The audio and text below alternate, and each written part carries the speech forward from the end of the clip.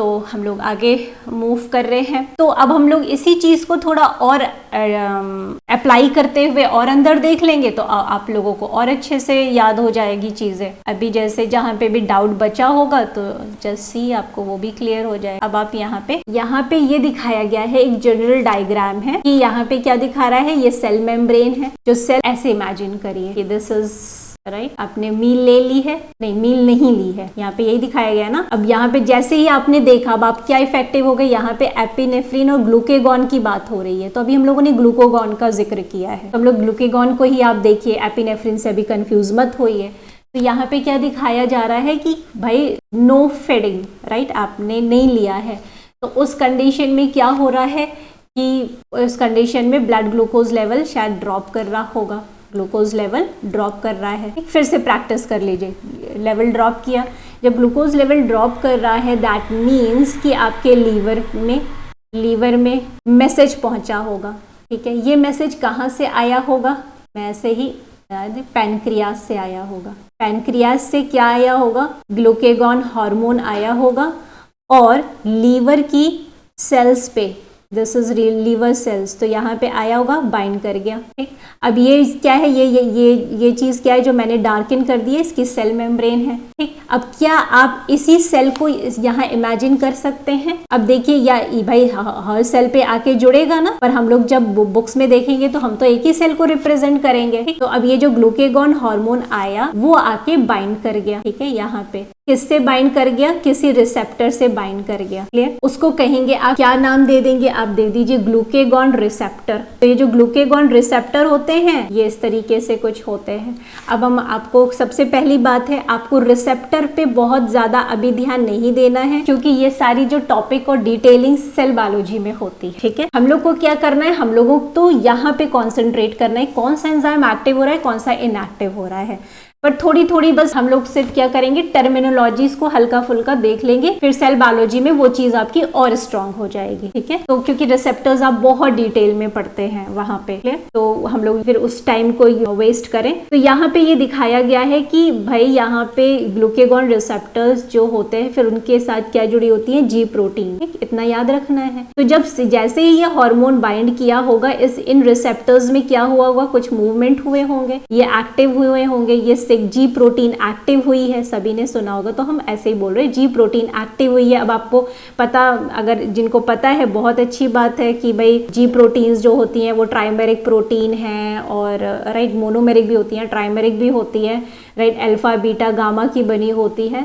All those stuff you have to study in cell biology. तो coming to our point, तो यहाँ पे ये जो जी प्रोटीन जैसे ही एक्टिव हुई, उसने एक एडिनाइलेट साइक्लेज एंजाइम को एक्टिव कर दिया। This is adenylate साइक्लेज, adenylate साइक्लेज। ये एडिनाइलेट साइक्लेज क्या होता है, ये भी मेम्ब्रेन बाउंड है, देखिए मेम्ब्रेन से जुड़ा हुआ है। तो ये जो एडिनाइलेट साइक्लेज है ये क्या करेगा, ये एटीपी से साइक्लिक एएमपी का फॉर्मेशन करेगा। ये एटीपी यूनिट्स को पकड़ेगा और साइक्लिक एएमपी बनाएगा। ये जो साइक्लिक एएमपी है ये क्या करते हैं, प्रोटीन काइनेज है। अब आपका जो बायोकेमिकल केमिस्ट्री रोल है यहाँ पे बहुत इंपॉर्टेंट हो गया, सेल बायोलॉजी के एस्पेक्ट से भी ये चीज इंपॉर्टेंट है और बायोकेमिस्ट्री से तो है ही है। तो साइक्लिक एएमपी क्या हुआ, उसका कंसंट्रेशन, सॉरी मैंने एक्टिव वर्ड, उसका कंसंट्रेशन इंक्रीज होने लगेगा, इंक्रीज। ठीक है, साइक्लिक एएमपी का लेवल बढ़ने लगा।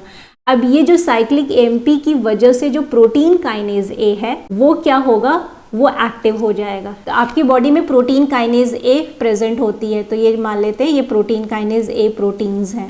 ठीक है, तो साइक्लिक एएमपी का लेवल जब बढ़ा तो प्रोटीन काइनेज ए प्रोटीन्स थी, ये एक्टिव हो गई। जब ये एक्टिव हो गई तो ये कुछ ना कुछ चीज को एक्टिव, अब प्रोटीन काइनेज ए, तो इनका काम ही क्या होगा, किसी न किसी पे, ध्यान से सुनिएगा, किसी न किसी पे फॉस्फेट ग्रुप लगाना। काइनेज का मतलब ही हो गया फॉस्फेट ग्रुप लगाएंगी। तो ये क्या कर रही है, ग्लाइकोजन सिंथेसिस को, देखिए अब आपको दिमाग में लगाना है कि जब ग्लूकेगॉन आपने फेड नहीं किया है, और अब आपको मैं यहाँ पे लिख देती हूँ किस क्या क्या चीज़ें सोचनी है, क्या क्या पाथवे, ग्लाइकोजन हम सिंप्लीफाई कर रहे हैं यहाँ पे। अब आप लोग मन में सोचिए, प्रैक्टिस करिए कि ग्लाइकोजन सिंथेसिस पहली चीज, दूसरा gluconeogenesis, and third one is glycogen breakdown. अब आपने 3 चीज मेन लिख ली। ओके, अब आप क्या सोचेंगे, ओके मैंने मतलब खाना नहीं खाया है, तो उस केस में ग्लूकेगॉन हार्मोन रिलीज हुआ। ग्लूकेगॉन हार्मोन ने एडिनाइलेट साइक्लेज को एक्टिव किया, साइक्लिक एमपी का कंसंट्रेशन बढ़ा, पीकेए प्रोटीन्स एक्टिव हो गई और ये जाके फॉस्फेट ग्रुप लगा रही हैं। ठीक है, लगा रही है, बट अब यहाँ पे पहले ही लिख लीजिए कि ग्लाइकोजन सिंथेसिस, इस केस में जब आपकी बॉडी ग्लूकेगॉन हार्मोन रिलीज कर रही है तो क्या ग्लाइकोजन की सिंथेसिस होगी? नहीं होगी, ऑफ हो जाएगा ये प्रोसेस। क्या ग्लूकोनियोजेनेसिस होगा? होगा, क्योंकि आपकी बॉडी को ग्लूकोज की जरूरत है। क्या ग्लाइकोजन ब्रेकडाउन होगा? यस, होगा। अब ये बात आई थिंक सभी को क्लियर होनी चाहिए। ऊपर भी हम लोगों ने देख लिया और अभी इस डायग्राम से भी हम लोग समझ सकते हैं। तो यहाँ इस डायग्राम, पिछले डायग्राम को थोड़ा अब पिछले डायग्राम में क्या था, एक ओवरव्यू था कि क्या क्या होना चाहिए। ठीक, अब कैसे हो रहा है। ऊपर हम लोगों ने क्या देखा कि भाई क्या क्या बंद होना चाहिए ग्लूकेगॉन में। यहाँ पे आप देख सकते हैं सिंथेसिस बंद हो रही है, ग्लाइकोजन की सिंथेसिस नहीं हो रही, ग्लाइकोलिसिस नहीं हो रही। ठीक, ग्लाइकोजन डिग्रेडेशन और ग्लूकोनियोजेनेसिस हो रहा है। जब हम भूखे हैं, हमारे ब्लड में ग्लूकोज का लेवल जो है वो ड्रॉप कर रहा है। तो अब ये एक कह सकते हैं ओवरव्यू था, राइट, ये समझ में आ गया। अब ये जो चीज़ है आपके सेल में कैसे रिस्पॉन्ड कर रही है, कैसे हो रहा है, ऐसे हो रहा है। तो अब आप यहाँ पे रिलेट करिए कि यहाँ पे क्या हो रहा है, प्रोटीन काइनेज ए ऐसा कुछ काम करेगी कि जिससे ग्लाइकोजन सिंथेसिस क्या हो रही है, ऑफ हो रही है। ठीक, और दूसरी तरफ प्रोटीन काइनेज ए क्या कर रहा है, ग्लाइकोजन डिग्रेडेशन को ऑन कर रहा है। प्रोटीन काइनेज ए और क्या कर रहा है, ग्लूकोज सिंथेसिस को ऑन कर रहा है। यहाँ पे आप लिखना चाहें तो आप क्या लिख सकते हैं, ग्लूकोनियोजेनेसिस, और यहाँ पे क्या लिख सकते हैं, ग्लाइकोजन ब्रेकडाउन या ग्लाइकोजिनोलिसिस। ये ऑन हो गया और यहाँ पे ग्लाइकोजन सिंथेसिस की बात हो रही है, तो यानी ये ऑफ कर दिया गया। तो कहने का सेंस ये है, जो ये पीकेए है, अब आप और क्या रिलेट कर सकते हैं कि ओके समझ, प्रोटीन काइनेज ए जो है कुछ ऐसा काम कर रहा होगा कि जो enzyme glycogen, this is glycogen synthase, एक ग्लाइकोजन सिंथेज एंजाइम होता है जो ग्लाइकोजन सिंथेसिस को प्रमोट करता है। तो प्रोटीन काइनेज ए क्या करेगी, इस पे आके फॉस्फेट ग्रुप लगाई होगी, पर ये ग्लाइकोजन सिंथेज जैसे ही फॉस्फेट ग्रुप लगा होगा तो ये क्या हो गया होगा, ये ऑफ हो गया होगा। ठीक है, ये ऑफ हो गया होगा। पर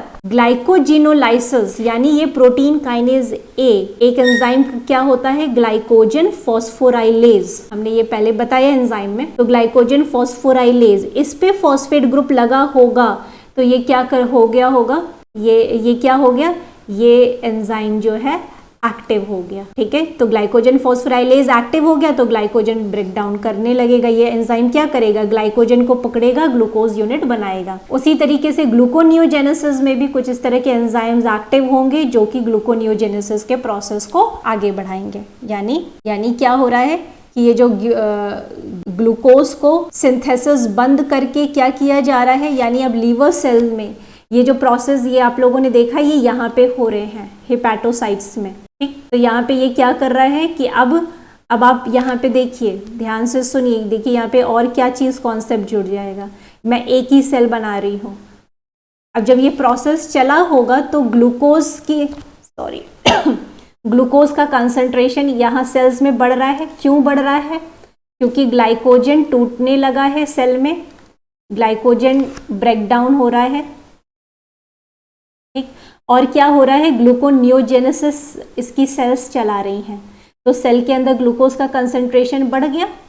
तो अब जो है, जो सेल्स जो ब्लड में, अब ये यहाँ पे सेल में हायर कंसंट्रेशन है, ब्लड में आपके लो कंसंट्रेशन हो गया था क्योंकि आप खाना नहीं खाए थे, ग्लूकेगॉन रिलीज हो रहा था। तो यहाँ पे कम है, यहाँ हायर है, तो कैसे मूवमेंट होगा, ऐसे होगा। ठीक है, तो ये जो ग्लूकोज है ये आपके ब्लड ग्लूकोज लेवल को बढ़ाने की कोशिश कर रहा है। तो इसमें कौन साथ दे रहा है, लीवर सेल्स जो हैं वो काम कर रहे हैं कि आपको जल्दी से जल्दी क्या किया जाए, ब्लड ग्लूकोज लेवल जो है आपके ब्लड में कंट्रोल किया जाए। So this will be the mechanism. ठीक, तो कहने का सेंस क्या है, यहाँ पे गेट भी लगे होते हैं जिसके बारे में भी हम लोग को पढ़ना है। ये कौन से गेट हैं, इनको हम बोलते हैं GLUT. GLUT means glucose transporter. ठीक, तो ये जो ट्रांसपोर्टर है ये कैसे बिहेव कर रहे हैं, हायर टू लो तरफ जा रहे हैं। आप ये भी दिमाग लगा सकते हैं कि कभी ब्लड ग्लूकोज लेवल अगर ज़्यादा होगा तो यहाँ से यहाँ जाएंगे, वो दूसरे कंडीशन में होगा जब इंसुलिन रिलीज होगा। तो ये ओके, तो अब आप लोग चेकआउट करने की कोशिश कीजिए कि आप लोग खुद ये चीज़ कर पा रहे हैं कि नहीं। तो अगेन द सेम थिंग क्या हो गया, फटाक से प्रैक्टिस कर सकते हैं आप लोग वेरी स्मार्टली कि now you have not taken anything, your blood glucose level is low, then pancreas will sense this कि आपका blood glucose level कम है, तो वो ग्लूकेगॉन रिलीज करेगा। ग्लूकेगॉन कहाँ जाएगा, लीवर की हेपेटोसाइट सेल्स में जाएगा, राइट, इस सेल्स में जाएगा, जो कि जाते ही क्या करेगा, ग्लूकेगॉन रिसेप्टर से बाइंड करेगा। यहाँ पे देखिए दिया हुआ है, ठीक। फिर क्या होगा, जी प्रोटीन एक्टिव होंगी, जी प्रोटीन्स एक्टिव हो गई, जी प्रोटीन एक्टिव होकर एडिनाइलेट साइक्लेज को एक्टिव कर रही हैं। एडिनाइलेट साइक्लेज क्या कर रहा है, जो इनएक्टिव प्रोटीन था, प्रोटीन काइनेज ए, ठीक। अब ये जो है एडिनाइलेट साइक्लेज की प्रेजेंस में यहाँ पे स्टेप मिस कर दिया है। आप दिमाग लगा सकते हैं कि सपोज इस तरीके से कि एटीपी से एडिनाइलेट साइक्लेज क्या कर रहा है, एटीपी से साइक्लिक एएमपी बनाएगा। जब साइक्लिक एएमपी का कंसंट्रेशन बढ़ेगा तो प्रोटीन काइनेज ए जो है वो एक्टिव हो जाएंगे। तो जब ये एक्टिव हो जाएंगे तो ये अलग अलग जगह एंजाइम्स पे फॉस्फेट ग्रुप लगाएंगे। फॉस्फेट ग्रुप लगाने पे किसी को ये इनएक्टिव करेंगे तो किसी को एक्टिव करेंगे। तो अब आपको क्या देखना है कि हम लोगों ने अभी बात की कि जब आप आपने डाइट नहीं ली है, ब्लड ग्लूकोज लेवल बढ़ाना है, तो ऑब्वियसली क्या होगा कि यहाँ पे आप देख रहे हैं ग्लाइकोजन फॉस्फोराइलेज एंजाइम जो कि इनएक्टिव था, अब उसको क्या कर दिया गया, एक्टिव कर दिया गया। यहाँ पे क्या कर दिया गया, देखिए एक्टिव कर दिया गया है, ठीक है, दिस इज नाउ एक्टिव। कैसे एक्टिव किया, किसने एक्टिव किया, प्रोटीन काइनेज ए ने फॉस्फेट ग्रुप लगाया। बट एक और चीज़ यहाँ पे, क्योंकि थोड़ा आप लोग कभी कभी परेशान हो जाते हैं कि बहुत ज़्यादा इंक्लूजन हो रहा है, ये इसको एक्टिव कर रहा है, पर थोड़ा सा आपको उस पर मेहनत तो करनी पड़ेगी, ठीक। तो एक स्टेप और ऐड कर रहे हैं कि जो प्रोटीन काइनेज ए है, actually protein kinase A directly इसको ग्लाइकोजन फॉस्फोराइलेज को, वो एंजाइम जो कि ग्लाइकोजन का ब्रेकडाउन करता है, उसको डायरेक्टली एक्टिवेट नहीं कर पाता। वो पहले किसको करता है, फॉस्फोराइलेज काइनेज को करता है। एक एंजाइम है फॉस्फोराइलेज काइनेज, देखिए इसका नाम ही कैसा है, वो एंजाइम जो कि फॉस्फोराइलेज एंजाइम पे काइनेज एक्टिविटी दिखा रहा है। तो एक एंजाइम कौन सा है, देखिए ये फॉस्फोराइलेज काइनेज, यहाँ पे ये जो दिखाया गया है ये क्या है, ये इनएक्टिव था, ठीक है, ये इनएक्टिव बेटा था। प्रोटीन काइनेज ए आया, इस एंजाइम पे फॉस्फेट ग्रुप लगा दिया। जैसे ये फॉस्फेट ग्रुप लगाया, ये एंजाइम जो है फॉस्फोराइलेज काइनेज एंजाइम एक्टिव हो गया। अब ये भी तो काइनेज है, तो फॉस्फेट ग्रुप लगाता है, पर ये किस पे लगाता है, जैसे प्रोटीन काइनेज ए तो बहुत सारे पे लगा रहा है फॉस्फेट ग्रुप, है ना, अंतर ये है। प्रोटीन काइनेज है तो बहुत सारे पे लगा सकता है, पर फॉस्फोराइलेज काइनेज सिर्फ किस पे लगा रहा है, ग्लाइकोजन फॉस्फोराइलेज पर, और लगा के इस एंजाइम को एक्टिव कर देता है। अब ये एंजाइम क्या करता है, ग्लाइकोजन डिग्रेडेशन स्टेप को ऑन करता है। तो ग्लाइकोजन डिग्रेडेशन में क्या होता है, ग्लाइकोजन से ग्लूकोज जो है वो चलेगा और क्या निकलता है, ग्लूकोज 1 फॉस्फेट। फिर ये ग्लूकोज जो है आगे यूज हो सकता है, ठीक। नेक्स्ट क्या है, ये प्रोटीन काइनेज ए दूसरी तरफ क्या कर रहा है, सिंथेसिस, ग्लाइकोजन सिंथेसिस को ऑफ कर रहा है। देखिए एक समय में एक ही हो सकता है, या तो ग्लाइकोजन बन सकता है या तो ग्लाइकोजन टूट सकता है, ठीक। तो आप जब आपको ब्लड ग्लूकोज लेवल को बढ़ाना है तो ग्लाइकोजन का ब्रेक डाउन कर रहे हैं, तो ये सारा एक्टिवेशन हो रहा है, पर दूसरी तरफ उसी समय आपको ग्लाइकोजन सिंथेज एंजाइम को ब्लॉक करना होगा। तो अब यहाँ पे देखिए, यहाँ पे ही कंफ्यूजन होता है। अब यही प्रोटीन काइनेज ए इसको फॉस्फेट ग्रुप्स लगा के इस एंजाइम को एक्टिव कर रहा है, पर दूसरी तरफ ये क्या कर रहा है, protein kinase A glycogen synthase enzyme पर, अभी देखिए ये एंजाइम एक्टिव था, सपोज ये एक्टिव था, पर ये फॉस्फेट ग्रुप इस पे लगाया, जैसे ही लगाया तो ग्लाइकोजन सिंथेज एंजाइम इनएक्टिव हो गया। तो protein kinase A, very very important, protein kinase A phosphate group लगा के फॉस्फोराइलेज काइनेज को एक्टिव करता है, फिर ग्लाइकोजन फॉस्फोराइलेज एक्टिव होता है और ग्लाइकोजन ब्रेकडाउन शुरू हो जाता है। दूसरी तरफ protein kinase A same activity के तहत फॉस्फेट ग्रुप लगाता है ग्लाइकोजन सिंथेस पर और उसको इनएक्टिव कर देता है, तो जिससे कि ग्लाइकोजन सिंथेसिस ऑफ हो जाती है। ठीक, तो हम लोग स्टेप वाइज ही मूव कर रहे हैं। ओवरव्यू से आते आते अब हम लोग अंदर देख रहे हैं किस तरीके से मैकेनिज्म रन होता है। अब जब आप सेल बायोलॉजी में पढ़ते हैं तो ये जो चीज़ें हैं, रिसेप्टर्स किस तरीके से बिहेव कर रहे हैं, जी प्रोटीन कैसे काम कर रहा है, तो वहाँ भी काम आएगा। तो अब आप अगर आपके लिए अच्छी चीज़ ये है कि आप भाई कुछ चीज़ें यहाँ पे बायोकेमिकल जो पॉइंट है इस पाथवे का यहाँ एकदम अच्छे से कर लीजिए और जो रिसेप्टर पॉइंट ऑफ व्यू है वो उसको वहाँ पढ़ लेंगे, तो आपके लिए ज़्यादा आसानी होगी। अगर अभी स्किप करेंगे तो कहीं ना कहीं तो कभी कभी होता है ना कि ये बहुत ही वैसा हो रहा है, तो पढ़ना तो आपको चाहे कहीं भी, और दोनों ही सब्जेक्ट्स एक्सट्रीमली इम्पॉर्टेंट है। तो यहाँ पे इस चीज़ का स्टेप वाइज अगर चलते जाएंगे, अभी करेंगे तो कुछ मेहनत वहाँ पे बची रहेगी, वहाँ पे इसको कवर अप कर सकते हैं, क्योंकि फिर रिसेप्टर्स को आपको डील करना होगा। तो आपका ये पोर्शन ऑलरेडी ओके रहेगा, तो वहाँ पे आपको उतनी मेहनत नहीं करनी पड़ेगी, वहाँ पे आप इतनी मेहनत करेंगे। तो यानी कि आपको ग्लूकेगॉन सिग्नलिंग जो है वो क्लियर है। तो उसी तरीके से अब आप इंसुलिन की बात भी हम लोग कर लेते हैं। सिंपल क्या सोचना है हमें कि yes, now in our this practice of understanding the signalling mechanism in controlling the enzymatic activity and understanding the crucial metabolic concept, now let's do this कि you have now are very well fed. जब आपने खाना खा लिया क्या होगा, randomly बना सकते हैं, ब्लड ग्लूकोज आपका बढ़ने लगेगा, ग्लूकोज लेवल जो है वो इंक्रीज करेगा। जब ग्लूकोज लेवल ब्लड में इंक्रीज करेगा, ये बात कहाँ पहुँचेगी, ये पहुँचेगी पैनक्रियाटिक सेल्स में।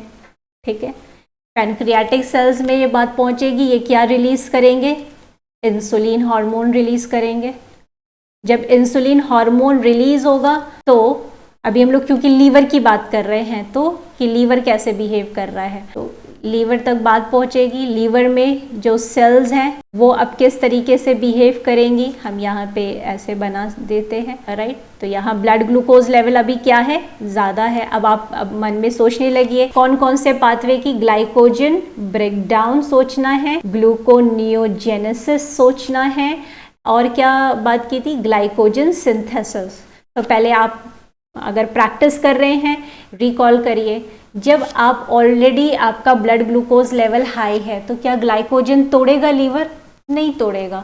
तो यानी ये वाला स्टेप जो है ऑफ कर दिया जाएगा। अब जो बच्चे और स्मार्ट होंगे, जिनको एंजाइम के नाम याद होना शुरू हो गए होंगे, वो क्या सोच रहे होंगे, अगर ग्लाइकोजन ब्रेकडाउन नहीं होगा, नहीं होने का मतलब ये है कि ग्लाइकोजन फॉस्फोराइलेज एंजाइम जो कि इसके लिए रिस्पॉन्सिबल है उसको बंद किया जाएगा, ये रिलेट कर सकते हैं। तो आप मैकेनिज्म को बहुत अच्छे से, अब ग्लूकोनियोजेनेसिस क्या होगा, वो भी बंद कर दिया जाएगा, ऑफ होगा, क्योंकि ग्लूकोज अब बनाएगा तो है नहीं लीवर, क्योंकि ऑलरेडी आपके पास ब्लड में ग्लूकोज है। ग्लाइकोजन सिंथेसिस ऑब्वियसली ऑन होगी, क्यों ऑन होगी, इसलिए ऑन होगी जो एक्स्ट्रा ग्लूकोज है वो ग्लाइकोजन जो है वो क्या कर ले, स्टोर कर ले, जो एक्स्ट्रा ग्लूकोज जो अवेलेबल है, तो वो ये जो प्रोसेस है ये ऑन होगा। अब आप लॉजिक लगा सकते हैं ऑन करने के लिए क्या करना होगा, ग्लाइकोजन सिंथेज एंजाइम जो है उसको ऑन कर दीजिए।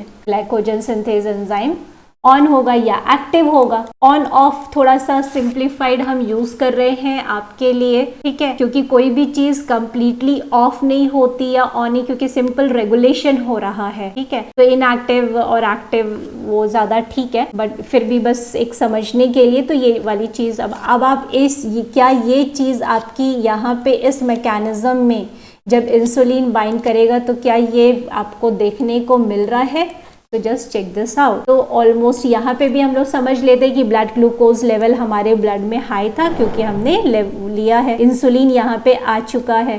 तो अब ये जो मेन चाहते क्या है आप, कि जो एक्स्ट्रा ग्लूकोज है वो यहाँ पे आए और ग्लाइकोजन सिंथेसिस होना शुरू हो जाए। ठीक है, यही चीज करना है। ठीक, तो अब ग्लाइकोजन सिंथेसिस की प्रक्रिया को ऑन करने के लिए क्या मैकेनिज्म हो रहा है वो यहाँ पे दिखाया गया है। तो यहाँ पे क्या हो रहा है कि जो इंसुलिन है, फिर से हम कोट करेंगे क्योंकि ये जो इंसुलिन रिसेप्टर्स है, ये सब रिसेप्टर के बारे में जो डिटेलिंग्स है, this is the part of your cell biology. ठीक, तो हालांकि बस इतना हम कनेक्ट कर दे रहे हैं कि जो मेच्योर इंसुलिन रिसेप्टर होता है वो अल्फा 2 इंसुलिन रिसेप्टर जो है वो अल्फा 2 बीटा 2 हेट्रोटेट्रामर का बना हुआ होता है। ठीक है, और ये जो यूनिट्स हैं ये आपस में डाइसल्फाइड ब्रिज से कनेक्टेड होती हैं, यानी अल्फा बीटा जो चेन्स हैं। राइट, जो अल्फा सब यूनिट है ये देखिए ये एक्स्ट्रा सेल्यूलर यानी सेल से थोड़ा बाहर प्रोजेक्टेड होती है। क्लियर हो गया होगा। और बीटा सब यूनिट जो है वो मेनली टायरोसिन काइनेज एक्टिविटी से रिलेट करती है। तो फिर भी this is a part of your cell biology. तो ये जो इंसुलिन जैसे ही बाइंड किया, तो आप यहाँ पे ये देख सकते हैं जो वहाँ दिया हुआ है, तो यहाँ पे इंसुलिन ऐसे रिसेप्टर है। अब ये इंसुलिन ऐसे आके यहाँ पे बाइंड कर रहा है, दिस इज इंसुलिन। ये इंसुलिन बाइंड कर लिया। तो जैसे इंसुलिन बाइंड करेगा रिसेप्टर्स में थोड़ा सा मूवमेंट होगा, राइट, उसमें कन्फर्मेशनल चेंज होगा। जैसे कन्फर्मेशनल चेंज होगा तो ये अब एक तरह की टायरोसिन काइनेज एक्टिविटी दिखाते हैं। ठीक है, तो उसमें क्या होगा, फॉस्फोराइलेशन वगैरह होगा। ऑटो फॉस्फोराइलेशन ये खुद पर ही करते हैं। उसके बाद क्या होगा, इंसुलिन रिसेप्टर सबस्ट्रेट प्रोटीन जो है वो क्या होगी, वो एक्टिवेट होगी। ये IRS यूनिट फॉस्फोराइलेशन हो चुका है। ये क्या करेगी, ये एक एंजाइम होता है PI3K, इसको क्या करेगी, एक्टिवेट करेगी। ठीक है, आपको नाम से लिख रहा होगा फॉस्फेटाइडिल आइनोसाइटोल 3 काइनेज। तो यानी ये थर्ड 3 ये क्या करती है, ये PIP2, राइट, ये PIP2 को PIP3 में कन्वर्ट कर देती है। कौन सी, PI3K। और ये PI3K को एक्टिव कौन कर रहा है, IRS। ठीक, ओके। तो अब IRS कैसे एक्टिव, IRS फॉस्फेट ग्रुप उस पर लगा होना चाहिए। तो IRS पे फॉस्फेट ग्रुप कौन लगाया है, रिसेप्टर की टायरोसिन काइनेज एक्टिविटी। ठीक, फिर इसके बाद ये हुआ PI3K को ये इसने एक्टिव कर दिया, PIP2 से ये PIP3 बन गया। यहाँ पे आप देख रहे होंगे दिस इज PIP3। क्लियर। अब PIP3 के पास क्या होता है कि ये जो मतलब PIP2 का मतलब यही है, उसका फुल फॉर्म है फॉस्फेटाइडिल आइनोसाइटोल 4,5 बिसफॉस्फेट। और क्या बन जाता है अब, फॉस्फेटाइडिल आइनोसाइटोल 3,4,5 ट्राइफॉस्फेट। और ये जो है PIP3 जो है ये प्लाज्मा मेम्ब्रेन पर ही देखिए इस तरीके से जुड़ा हुआ रहता है। और इसके पास कुछ स्पेसिफिक डोमेन होता है। इस डोमेन को ही पहचान के, जैसे भाई मेम्ब्रेन पर है तो PI3K जो है कई PIP2 को PIP3 में कन्वर्ट कर रहा है। ठीक, तो कुछ PIP3 से PDK1 प्रोटीन आके बाइंड कर रही है, कुछ PIP3 से प्रोटीन काइनेज B आके बाइंड कर रही है।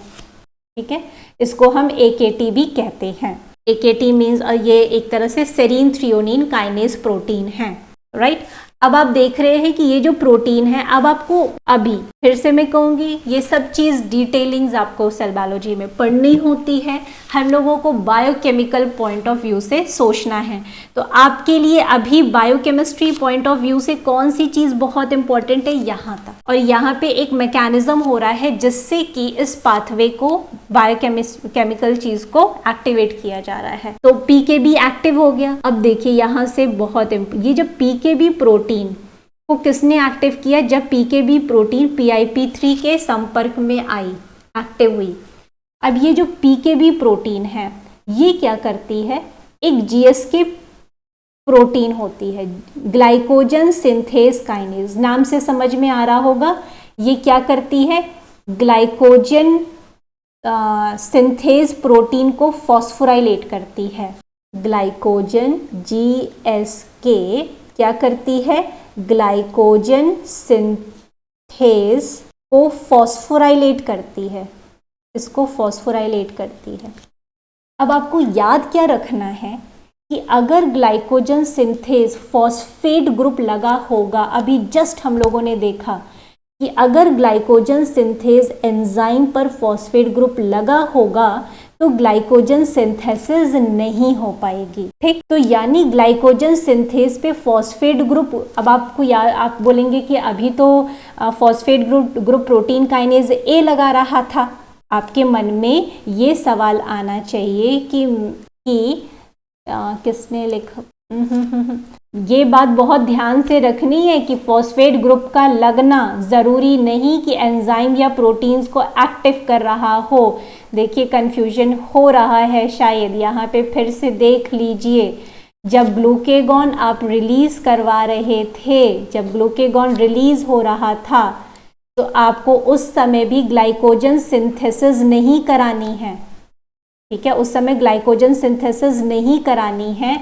आपने फॉस्फेट ग्रुप लगाया था तो ग्लाइकोजन सिंथेसिस क्या हो गई थी, बंद हो गई थी ना। फॉस्फेट ग्रुप लगने पर क्या हो गया था, ग्लाइकोजन, यहाँ पे देखिए कितना बेस्ट एग्जाम्पल है कि protein kinase A phosphate group लगा के ग्लाइकोजन फॉस्फोराइलेज को एक्टिव कर रही है, पर protein kinase A phosphate group लगा के ग्लाइकोजन सिंथेस को इनएक्टिव कर रही है, इनएक्टिव। यही से याद हो जाना चाहिए कि जब ग्लाइकोजन सिंथेस पर अगर फॉस्फेट ग्रुप लगेगा तो ग्लाइकोजन सिंथेसिस नहीं होगी। ठीक है, और यहाँ पे कौन फॉस्फेट ग्रुप लगा रहा था, प्रोटीन काइनेज ए। अब आपको तो यहाँ पे आपको ये नहीं बोलना होगा कभी भी कि फॉस्फेट ग्रुप लग रहा है तो कोई प्रोटीन ऑन ही होगी, बिल्कुल नहीं। यहाँ पे अभी हम लोगों ने देख लिया ये फॉस्फेट ग्रुप लगा है। ठीक है, तो अभी यहाँ पे अगर हम लोग देखें तो प्रॉब्लम हो जाएगी। अब जीएसके जो प्रोटीन है, अब ध्यान से यहीं पे बच्चों देखना है। अभी हम लोग यहाँ पे क्या देख रहे हैं, जीएसके का नॉर्मल काम क्या होता है कि जीएसके को अगर आप, जीएसके प्रोटीन को अगर आप एक्टिव कर दें, ठीक, तो इसका नॉर्मल काम क्या है, ग्लाइकोजन सिंथेस पे फॉस्फेट ग्रुप लगाना। और जब आप इस पे फॉस्फेट ग्रुप लगाएंगे तो ये प्रोटीन तो क्या हो जाएगी, बंद हो जाएगी। तो अब आपको करना क्या होगा, जीएसके प्रोटीन के काम को ही बंद करना होगा। क्यों? क्योंकि अभी आपने खाना खाया है और ग्लाइकोजन सिंथेस को आपको एक्टिव करना है। तो एक्टिव करने के लिए आप क्या चाहेंगे कि इस पर फॉस्फेट ग्रुप बिल्कुल लगा नहीं रहे। पर कौन इस पे फॉस्फेट ग्रुप लगा सकता है, जीएसके। अब यहाँ पे किसकी बात नहीं हो रही है, प्रोटीन काइनेज ए की बात नहीं हो रही है। ठीक है, तो अब जीएसके को आपको क्या करना पड़ेगा, आपको ब्लॉक करना पड़ेगा। कौन ब्लॉक करेगा, प्रोटीन काइनेज बी। वहां पे किसकी बात हो रही थी, प्रोटीन काइनेज ए की। अब यहाँ पे किसकी बात हो रही है, प्रोटीन काइनेज बी। अब फिर से देखिए, आपने खाना खाया, ब्लड ग्लूकोज लेवल बढ़ा, पैनक्रियाज तक सिग्नल पहुंचा, इंसुलिन रिलीज हुआ। इंसुलिन जब रिलीज हुआ तो वो रिसेप्टर पे बाइंड किया। PI3K ने PIP2 को PIP3 में कन्वर्ट किया। PIP3 जब PKB के कांटेक्ट में आता है तो PKB प्रोटीन एक्टिव हो जाती है और PKB प्रोटीन GSK पर फॉस्फेट ग्रुप लगाकर, GSK प्रोटीन पर फॉस्फेट ग्रुप लगा के उसको इनएक्टिव कर देती है। इसका फायदा ये मिलता है कि GSK को ही आपने ब्लॉक कर दिया तो GSK क्या करेगी, ग्लाइकोजन सिंथेस को एक्टिव ही नहीं करेगी, अरे सॉरी, फॉस्फेट ग्रुप लगाएगी ही नहीं। यहाँ पे देखिए लिखा है। अब GSK क्या है, GSK is inactivated by phosphorylation. ठीक, अब GSK को फॉस्फेट ग्रुप लगा के किसने इनएक्टिव कर दिया, प्रोटीन काइनेज बी ने। कैसे कर दिया, इंसुलिन ने कर दिया आके। ठीक है, जब ये कर दिया तो अब GSK जो है ग्लाइकोजन सिंथेस को तो कोई छेड़ नहीं पाएगी। अब क्या करेगी, glycogen synthase will not be phosphorylated. तो अब जब फॉस्फोराइलेट नहीं होगी तो ग्लाइकोजन सिंथेस क्या हो जाएगी, एक्टिव हो जाएगी। ठीक, अगर आपको यहीं पर याद हो, यहीं से याद हो जाए कि मुझे ये याद रखना है कि ग्लाइकोजन ब्रेकडाउन के समय जो दो ही तो एंजाइम की अभी बात हो रही है, सबसे इंटरेस्टिंग। अब आप सोचिए इसमें भी आई होप, मैं उम्मीद तो करती हूँ कि सबको आ जाए, बट फिर भी प्रॉब्लम होती है। अभी आप खुद सोचिए, सिर्फ दो ही चीज की बात हो रही है, ब्रेकडाउन एंड सिंथेसिस, राइट। तो glycogen phosphorylase enzyme phosphate group लगने पर एक्टिव होता है, glycogen synthase enzyme phosphate group लगने पे इनएक्टिव होता है।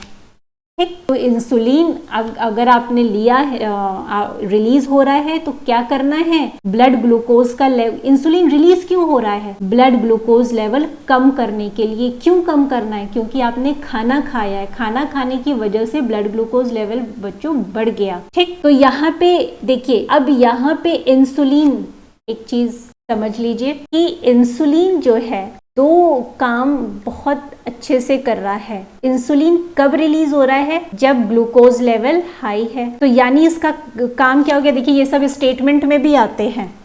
रिलीज कब हो रहा है? जब ग्लूकोज लेवल हाई है। तो फिर क्यों रिलीज हो रहा है? ग्लूकोज लेवल कम करने के लिए। देखिए अब वो ऐसे ही स्टेटमेंट लिखा रहेगा, अब इसमें से कौन सा गलत है? ठीक, रिलीज कब हो रहा है? जब ग्लूकोज लेवल हाई है। और रिलीज होने के बाद मकसद क्या है?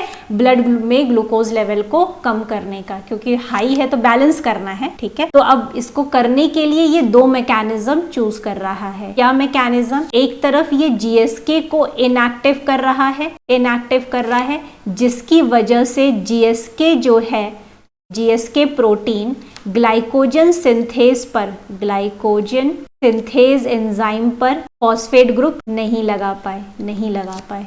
ठीक है, तो ग्लाइकोजन सिंथेज पे अगर फॉस्फेट ग्रुप नहीं लगेगा तो ग्लाइकोजन सिंथेज एंजाइम क्या होगी? ग्लाइकोजन सिंथेज एंजाइम क्या हो जाएगी? एक्टिव हो जाएगी। दूसरा ये क्या करता है कि अगर गलती से किसी पर भी ग्लाइकोजन सिंथेज पर अगर फॉस्फेट ग्रुप लगा हो तो वो एक और प्रोटीन रिलीज करता है जिसका नाम है प्रोटीन फॉस्फेटेज 1, प्रोटीन फॉस्फेटेज 1। अब ये जो PP1 है वो क्या करता है?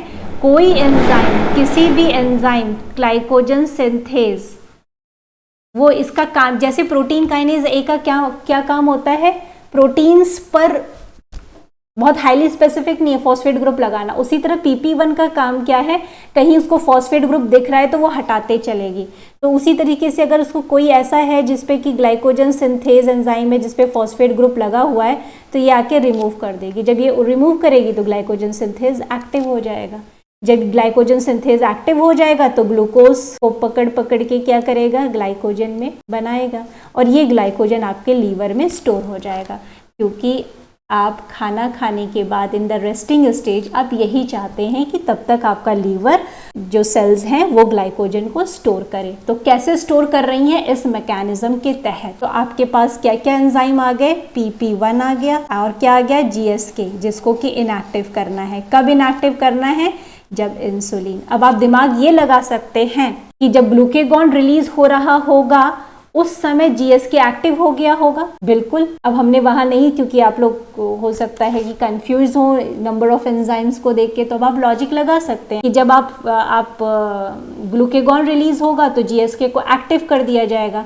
तो जब GSK एक्टिव होगा तो ग्लाइकोजन सिंथेज पे फॉस्फेट ग्रुप लगाएगा और ग्लाइकोजन सिंथेज को इनएक्टिव कर देगा। तो उस समय जब ग्लूकेगॉन रिलीज कब होता है? जैसे अब यहाँ पे अभी आप उसको भी ऐसे ही समझ सकते हैं। ग्लूकेगॉन जो है रिलीज कब होता है? जब आपके बॉडी में ब्लड ग्लूकोज लेवल कम है। ठीक है, पर उसका मकसद क्या है? क्या काम करने का? ब्लड ग्लूकोज लेवल को बढ़ाने का। क्या करके? ग्लाइकोजन ब्रेकडाउन एंड ग्लूकोनियोजेनेसिस करके। ठीक, तो अब यहाँ पे भी वही मैकेनिज्मों की बात की है कि इंसुलिन ने आके क्या किया? इंसुलिन ने GSK को इनएक्टिव कर दिया कि वो सिंथेज एंजाइम पे फॉस्फेट ग्रुप नहीं लगाए। तो सिंथेज एंजाइम पे जब फॉस्फेट ग्रुप नहीं लगेगा तो वो ग्लाइकोजन से तोड़ के क्या बनाएगा? ग्लूकोज बनाएगा। ठीक है, और एक्सट्रीमली सॉरी, ग्लूकोज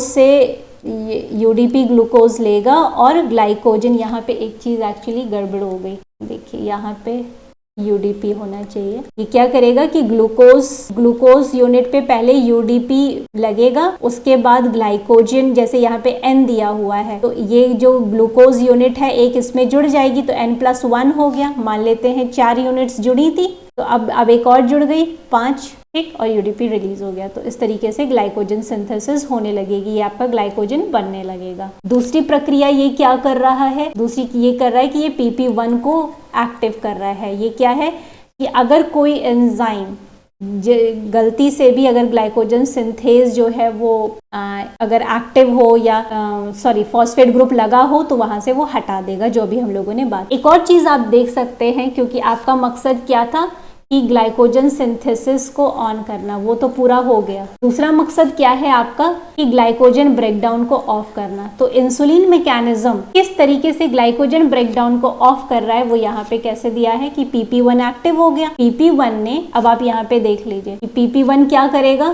कि ग्लाइकोजन फॉस्फोराइलेज कब इनएक्टिव होगा। पहले तो याद करिए कि ग्लाइकोजन ब्रेकडाउन कब होता है, जब ग्लाइकोजन फॉस्फोराइलेज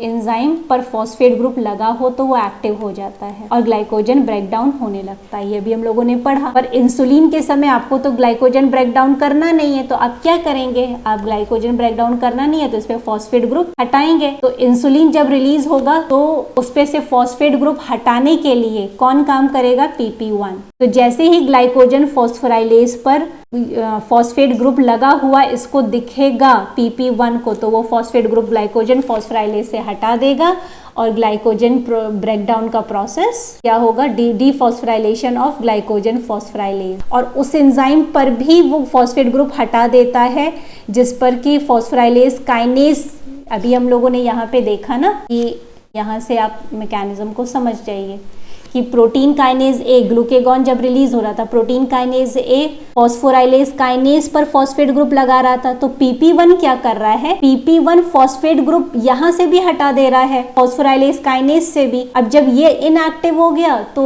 भाई ये ग्लाइकोजन फॉस्फोराइलेज को एक्टिव कर नहीं पाएगा, तो PP1 क्या कर रहा है, इससे भी फॉस्फेट ग्रुप हटा सकता है और इससे भी फॉस्फेट ग्रुप हटा सकता है। ठीक है, तो यहाँ पे यही चीज दी गई है कि इंसुलिन जो है वो फॉस्फेट ग्रुप डीफॉस्फोराइलेट करता है फॉस्फोराइलेज काइनेज को भी और ग्लाइकोजन फॉस्फोराइलेज। इस प्रक्रिया से वो ग्लाइकोजन डिग्रेडेशन को ऑफ कर देता है और ग्लाइकोजन सिंथेसिस हमारी ऑन हो गई है। समझ में आ गया? तो अब आपने देखिए कितनी चीज़ों को समझ लिया। आपने समझ लिया तो insulin signalling is similar in liver, जैसा आपने लीवर में समझा है अभी वैसा ही मसल में होगा एंड एडिपोज टिश्यूज में भी वैसा ही आपको देखने को मिलेगा। तो अगर आपको एक सेल्स का समझ में आ गया तो आपने क्या क्या समझ लिया है, लीवर तो समझा ही, साथ में आपने मसल भी कंप्लीट कर लिया और एडिपोज टिश्यू। तो अब आप कह सकते हैं ओके कि अगर इंसुलिन मसल सेल्स में जा रहा है या एडिपोज टिश्यूज में जा रहा है तो वहां पे भी वो इसी तरीके से रिएक्ट करके या एक्ट करके ग्लाइकोजन को स्टोर करेगा। सिंपल, ठीक, जैसे लीवर है। पर अब अंतर पर बस क्या पड़ जाएगा, अब लीवर की क्या है, लीवर जो है रिस्पॉन्सिबल है, लीवर इज वेरी रिस्पॉन्सिबल। उसका तो काम ही है कि भाई ब्लड ग्लूकोज लेवल में बैलेंस रहे, ना कम ना ज्यादा। ठीक है, तो लीवर जो है वो इस तरीके से बिहेव करेगा, राइट। वो एनर्जी के लिए ग्लूकोज का इस्तेमाल नहीं कर रहा, पर मसल क्यों स्टोर कर रहा है, जैसे आपको पता है ना इंसुलिन सिग्नलिंग क्या कर रही है, ग्लाइकोजन को स्टोर करा रही है। ठीक, मसल में भी यही हो रहा होगा, ग्लाइकोजन स्टोर हो रहा है। तो यहाँ पे जो स्टोर हो रहा है, यहाँ पे क्यों मसल्स में जो ग्लाइकोजन स्टोर होगा वो क्या करेगा, वो खुद की ही के लिए ही यूज करेगा। ऐसा नहीं है कि ये मसल का जो ग्लाइकोजन है, ये बहुत इंपॉर्टेंट है, मसल का ग्लाइकोजन जब टूटेगा, ठीक, ग्लूकोज जब यहाँ से यूनिट टूटेगी तो ये ब्लड ग्लूकोज लेवल में नहीं जाएंगे। ठीक, ये खुद ही की ये क्यों तोड़ेगा, ये इसलिए तोड़ेगा कि मुझे एनर्जी खुद ही के लिए चाहिए, यूज करनी है। तो यहाँ पे ये बात को समझना है। ठीक, फॉर एग्जाम्पल आप अभी कम हो गया है, राइट, आपने डाइट नहीं, थोड़ा स्टार्वेशन में आ रहे हैं, तो आपका जो मसल्स का ग्लाइकोजन है वो क्या होगा, वो टूटेगा। अगर वो टूटेगा तो वो क्या करेगा, मान लीजिए आप for example you are in starvation stage, तो मसल का ग्लाइकोजन टूट के आपकी मसल में एनर्जी, आपको चलना है, फिरना है, काम कर रहे हैं आप उस समय भी, तो उस समय वो क्या कर रहा है, वो ATP आपको प्रोवाइड करा रहा है। ठीक, दूसरी तरफ लीवर आपको क्या मेंटेन कर रहा है कि इनका ब्लड ग्लूकोज लेवल ड्रॉप कर रहा है, तो वो ग्लाइकोजन जो स्टोर किया है वो तोड़ के ग्लूकोज यहाँ पे फिलअप करेगा, ब्लड ग्लूकोज लेवल को मेंटेन करेगा। ठीक है, और ज़्यादा स्टार्वेशन थोड़ा और बढ़ता है तो भी ये भी क्या कर रहे हैं, ये जो है ये भी यूज़ कर सकते हैं या भेज सकते हैं मसल्स के पास कि आप यूज़ करो। ठीक है, तो ये इस तरीके से मैकेनिज्म जो है, अंतर ये आएगा। बाकी इंसुलिन अगर इससे बाइंड हो रहा है, मसल से बाइंड होके इसी तरीके से ग्लाइकोजन सिंथेसिस एंजाइम को एक्टिव करेगा, बाकी सारी चीज़ें वैसी ही होंगी। तो दूसरी चीज़, अगर आप थोड़ा सा रैप अप करना चाहते हैं तो आप ऐसे भी कर सकते हैं कि अब यहाँ पे क्या दिख रहा है, यहाँ पे एक तरह से समराइजेशन देने की गई है कि किस तरीके से इफेक्ट हो रहा है लीवर सेल में, यहाँ लीवर सेल की बात हो रही है, किस तरीके से कि ग्लूकेगॉन अगर बाइंड कर रहा है तो ग्लूकेगॉन जब भी बाइंड करता है तो आपको याद होगा यहाँ पे अब आप देखिए सारे स्टेप्स स्किप आउट कर गए हैं, तो आपको क्या याद रखना है, ग्लूकेगॉन जब बाइंड किया तो उसने GS अल्फा प्रोटीन एक्टिव हुई, G प्रोटीन एक्टिव हुई, जब G प्रोटीन एक्टिव हुई तो एडिनाइलेट साइक्लेज एक्टिव हुआ, एडिनाइलेट साइक्लेज ने ATP से साइक्लिक AMP बनाया, जब साइक्लिक AMP का कंसंट्रेशन बढ़ा तो प्रोटीन काइनेज A की एक्टिविटी बढ़ गई, या प्रोटीन काइनेज A प्रोटीन जो है वो फॉस्फोराइलेशन करेगी। तो यहाँ पे इसीलिए क्या दिया हुआ है कि ग्लूकेगॉन जब बाइंड करता है तो नेट फॉस्फोराइलेशन इवेंट स्टार्ट हो जाते हैं। तो ये जो फॉस्फोराइलेशन इवेंट होते हैं वो क्या करते हैं, फॉस्फोराइलेज, ग्लाइकोजन फॉस्फोराइलेज। अब यहाँ पे फॉस्फोराइलेज काइनेज एंजाइम को स्किप कर दिया है, ठीक, तो ग्लाइकोजन फॉस्फोराइलेज पे फॉस्फेट ग्रुप लगता है तो एक्टिव हो जाता है। जब ये एक्टिव होता है तो ये क्या कर रहा है, ग्लाइकोजन, ठीक है, ये जो ग्लाइकोजन डिग्रेडेशन के लिए प्रमोट कर रहा है, ठीक है। दूसरी तरफ क्या है कि अगर इंसुलिन बाइंड करता है तो वो क्या करता है, इंसुलिन IRS फॉस्फेट, फिर देन PI3 के एक्टिव हुआ, फिर PIP2 से PIP3 बना, फिर PIP3 ने की मदद से प्रोटीन काइनेज B एक्टिव हुआ। जब प्रोटीन काइनेज B एक्टिव हुआ तो प्रोटीन काइनेज B ने GSK को ब्लॉक कर दिया, जब GSK ब्लॉक कर दिया तो ग्लाइकोजन सिंथेज एंजाइम एक्टिव हो गया, जब ग्लाइकोजन सिंथेज एंजाइम एक्टिव हो गया तो ग्लाइकोजन सिंथेसिस हो रही है, ठीक है। तो यहाँ पे हमें क्या दिख रहा है, ये जो ग्लाइकोजन फॉस्फोराइलेज एक्टिव हुआ, ठीक, और जो सिंथेसिस है, जब फॉस्फोराइलेशन हुआ, यहाँ पे ध्यान में रखना है बच्चों, ग्लूकेगॉन जब बाइंड किया तो फॉस्फोराइलेशन की वजह से ग्लाइकोजन फॉस्फोराइलेज एंजाइम एक्टिव हो गया, पर ग्लाइकोजन सिंथेज एंजाइम, देखिए यहाँ पे समझने की कोशिश करिए, जो ग्लाइकोजन सिंथेज एंजाइम अगर एक्टिव होगा तो उस पर फॉस्फेट ग्रुप लगा देगा, जब ठीक है, प्रोटीन काइनेज ए, ध्यान से ये समझना है, प्रोटीन काइनेज ए ने इस पर फॉस्फेट ग्रुप लगा के इसको एक्टिव कर दिया, ठीक है, पर इस ग्लाइकोजन सिंथेज एंजाइम पे फॉस्फेट ग्रुप लगा के इसको क्या कर दिया, इसको इनएक्टिव कर दिया, देखिए ये इनएक्टिव कर दिया, ठीक है। यहाँ पे क्या मतलब है, क्योंकि एलोस्टेरिक रेगुलेशन में बताया गया था ना, दो कन्फर्मेशन में, synthase active state and deactive stage. तो कहने का सेंस यहाँ पे ये है कि अगर सिंथेज एंजाइम एक्टिव स्टेज में हो तो फॉस्फेट ग्रुप लग गया तो वो इनएक्टिव हो गया। तो अब ये दोनों, क्योंकि इस समय आप क्या चाहते हैं, जब आप ग्लूकेगॉन हार्मोन आके बाइंड कर रहा है तो आप चाहते हैं ग्लाइकोजन डिग्रेडेशन हो, तो ये एंजाइम एक्टिव हो गया, पर ग्लाइकोजन सिंथेसिस ना हो तो सिंथेज एंजाइम को बंद कर दिया गया। तो रिजल्ट आपको पूरा टोटल क्या दिख रहा है, ग्लाइकोजन डिग्रेडेशन। तो ग्लूकोज आएगा, ग्लूकोज बाहर जाएगा लीवर सेल से और आपके ब्लड में को बैलेंस करेगा, ठीक है। यहाँ पे क्या है, यहाँ पे एक तो ग्लाइकोजन से दूसरा क्या किया जा रहा है, PP1 को एक्टिव किया जा रहा है।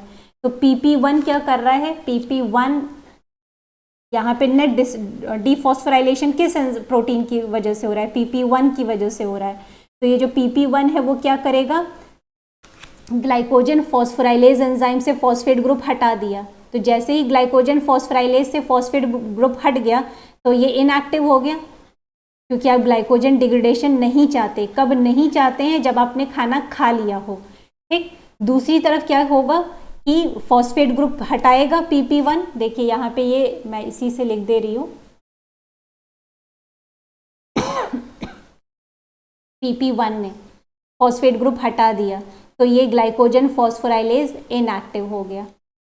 PP1 ने यहाँ से ग्लाइकोजन सिंथेज से फॉस्फेट ग्रुप जब हटाया, ये फॉस्फेट ग्रुप जब हटाया तो अब ग्लाइकोजन सिंथेज एंजाइम एक्टिव हो गया। जब ये एक्टिव हो गया तो ग्लाइकोजन सिंथेसिस होने लगी, ठीक है। सॉरी ये एरो थोड़ा गड़बड़ है, ऐसे ग्लूकोज अंदर आने लगा और फिर ग्लाइकोजन होगी। तो ये एक तरीके से पूरा समराइजेशन था कि इंसुलिन के रिलीज से नेट डीफॉस्फोराइलेशन इवेंट हो रहे हैं, यानी फॉस्फेट ग्रुप हटाए जा रहे हैं, जिसकी वजह से स्पेसिफिक कोई एंजाइम को ऑन किया जा रहा है या ऑफ किया जा रहा है। ग्लूकेगॉन में क्या होता है, फॉस्फोराइलेशन होते हैं, उसकी वजह से किसी एंजाइम को ऑन किया जा रहा है या ऑफ किया जा रहा है, जिससे मकसद पूरा हो। तो ग्लूकेगॉन को रिलीज करके मकसद क्या पूरा कराना था कि ग्लाइकोजन का ब्रेकडाउन हो।